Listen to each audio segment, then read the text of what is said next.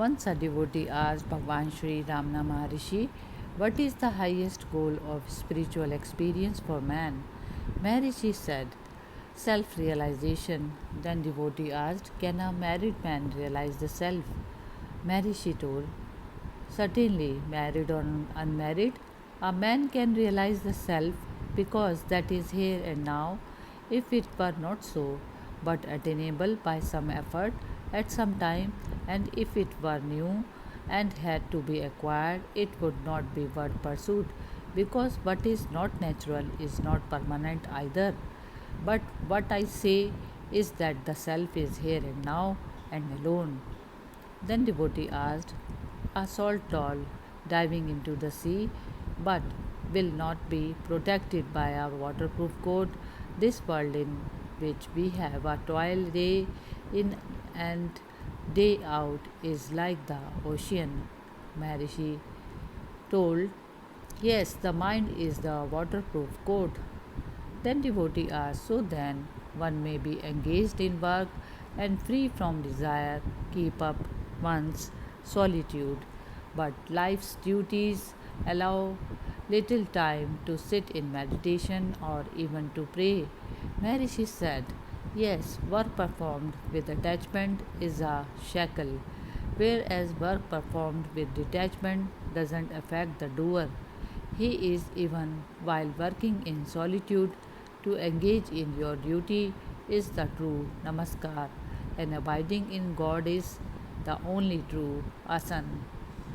Then devotee asked, "Should I not renounce my home?" Maharishi said, "If that had been your destiny, the question would not have arisen." Then devotee asked, "Why then did you leave your home in your youth?" Maharishi said, "Nothing happens except by divine dispensation. One's course of conduct in this life is determined by one's prarabdha." Then devotee asked, "Is it good to devote all my time to the search for the self? Is that is impossible? Should I merely keep quiet?" Maharishi said, "If you can keep quiet without engaging in any other pursuit, it is very good. If that cannot be done, where is the use of being quiet so far as realization is concerned? So long as a person is obliged to be active, let him not give up attempts to realize the self." Devotee asked, "Do not one's action affect one in later births?" Maharishi said, "Are you born now? Why do you think of other births? The fact is, there is neither birth nor death. Let him who is born think of death and the palliative thereof." Devotee asked, "Can you show us the dead?" Maharishi said, "Did you know your kinsmen before their birth, that you should seek to know them after their birth?" Devotee said, "How does a grahastha fare in the scheme of moksha? Should he not necessarily become a mendicant in order to attain liberation?" Maharishi said, "Why do you think you are grahastha? Similar thoughts that you are a sannyasin will haunt you even if you go out as a sannyasin. Whether you continue in the household or renounce it and go to the forest, your mind haunts you. The ego is the source of thought, it creates the body and the world, and it makes you think of being the grahastha.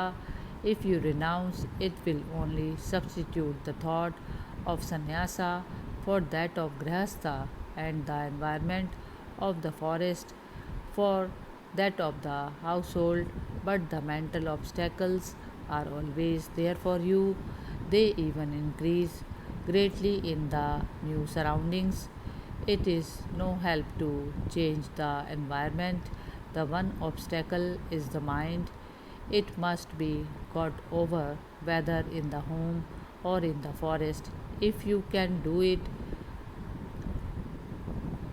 in the forest, why not in the home? Therefore, why change the environment?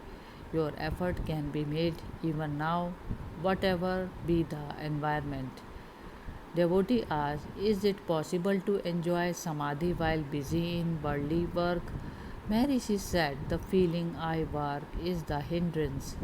Ask yourself, who works? Remember who you are. Then the work will not mind you. It will go on automatically. Make no effort either to work or to renounce.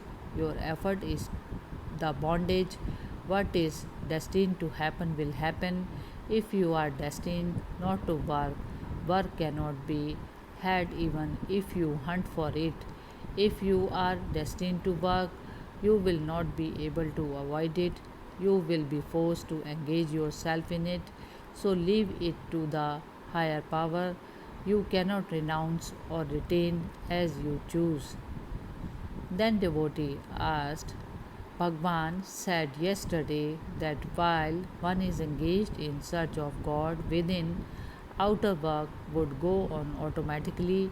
In the life of Sri Chaitanya, it is said that during his lectures to students, he was really seeking Krishna self within, forgot all about his body, and went on talking of Krishna only.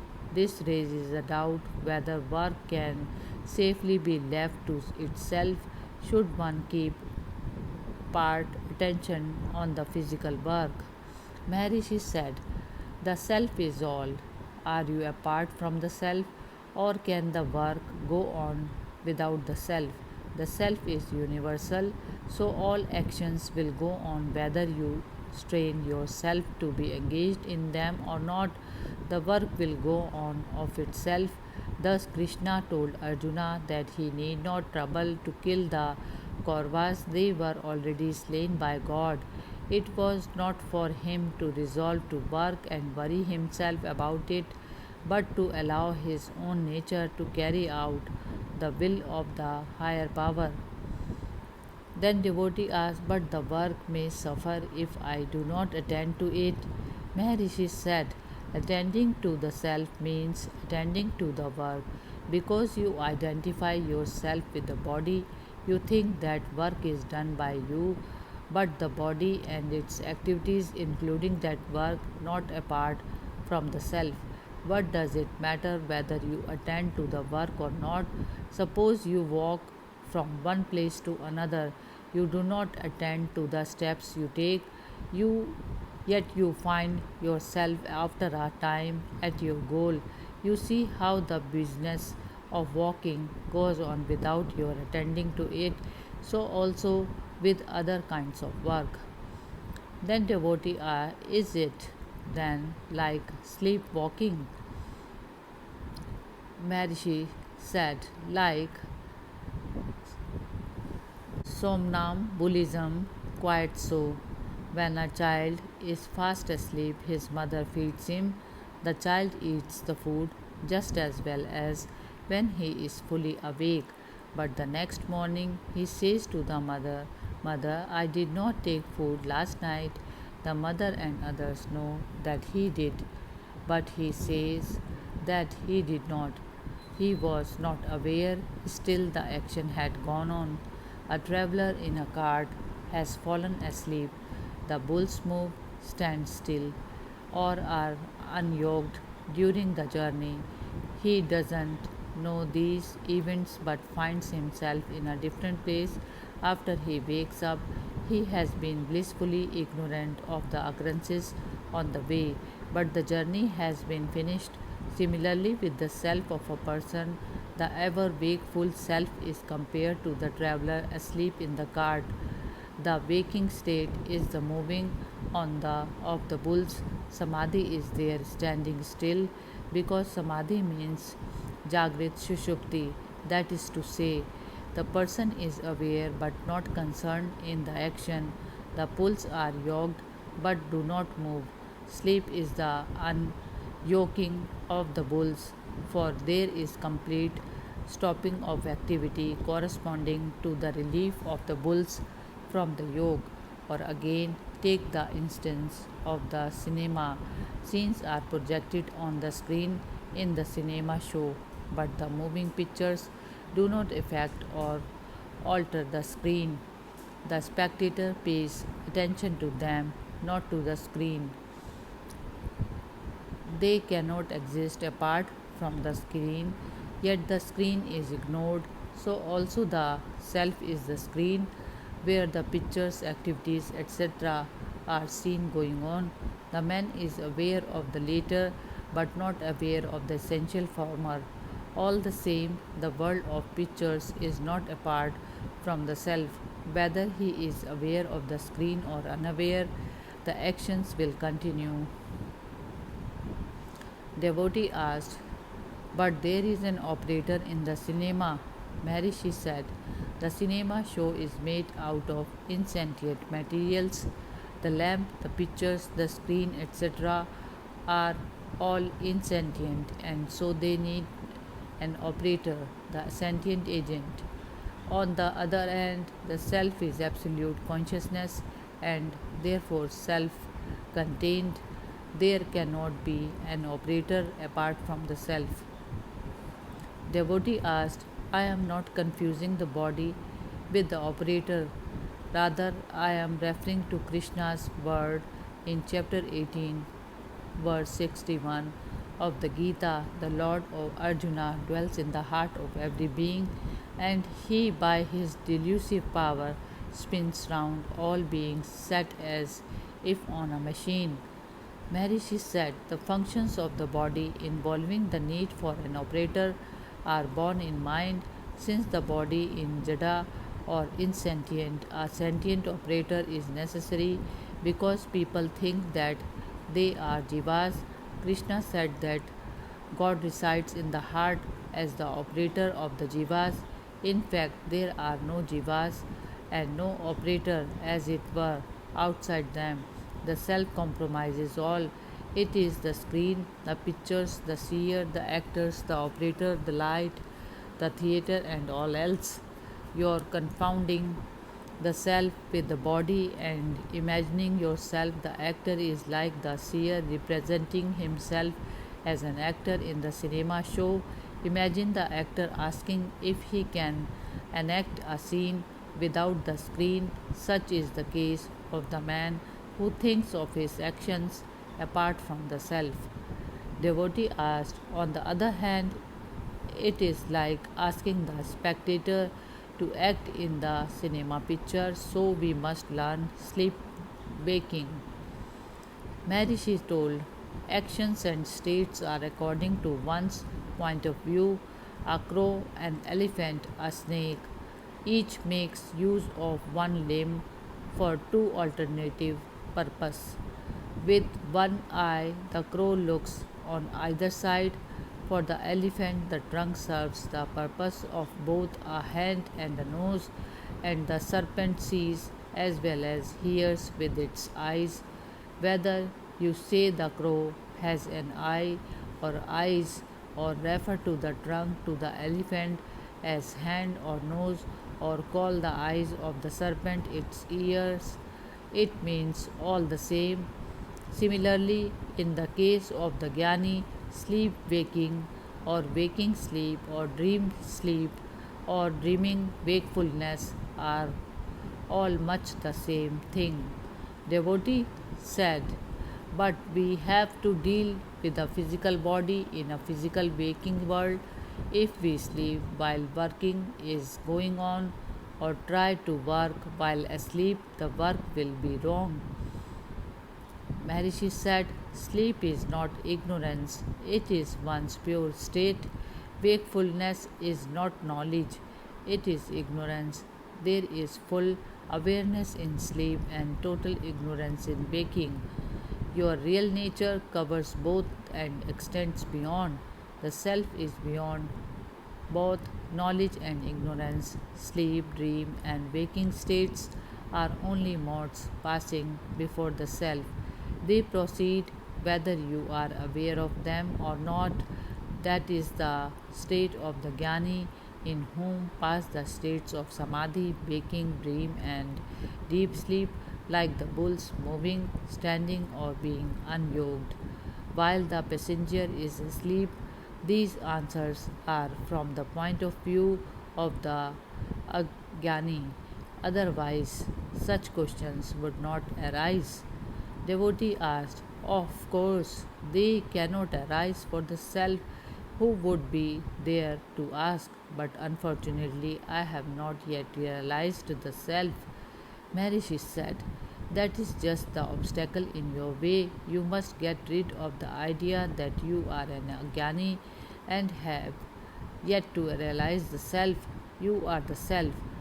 Was there ever a time when you were not aware of the self?" Devotee said, "So we must experiment in sleep waking or in a daydreaming." Maharishi laughs. Devotee asked, "I maintain that the physical body of the man immersed in samadhi as a result of the unbroken contemplation of the self may become motionless. For that reason, it may be active or inactive. The mind established in such contemplation will not be affected by the movements of the body or the senses, nor is disturbance of the mind the forerunner of physical activity, whereas another person asserts that physical activity certainly prevents samadhi or unbroken contemplation. What is Bhagwan's opinion?